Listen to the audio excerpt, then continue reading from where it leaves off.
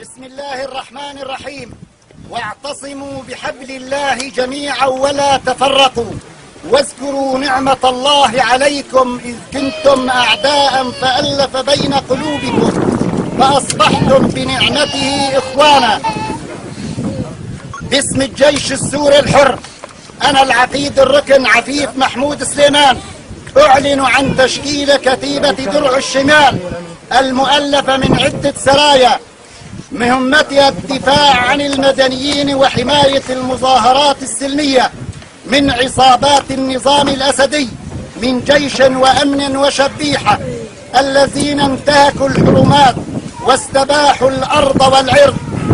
ونعاهد أبناء شعبنا الحر أن نكون الجند الأوفياء المدافعين عن حقهم بالحرية والكرامة التي انتهكها هذا النظام، وأن نضرب بيد من حديد على كل من يحاول النيل من حرية وكرامة أبناء شعبنا. ونعد النظام وعصاباته المجرمة أن نلاحق فلولهم أينما حلوا ونزلوا حتى ننال كامل حريتنا وكرامتنا. وسيعلم الذين ظلموا أي منقلب ينقلبون.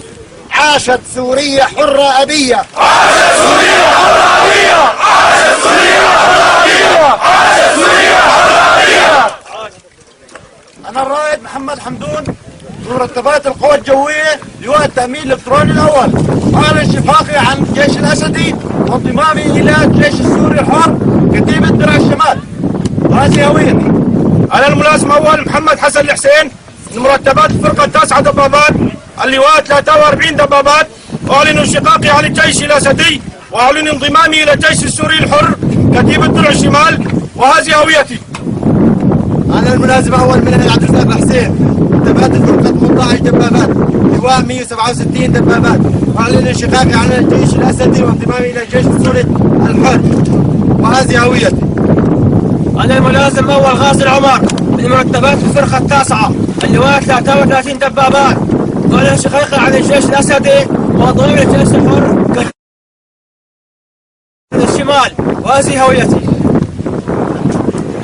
أنا الملازم بسام العبود من لواء 155 كتيبة 579 صواريخ.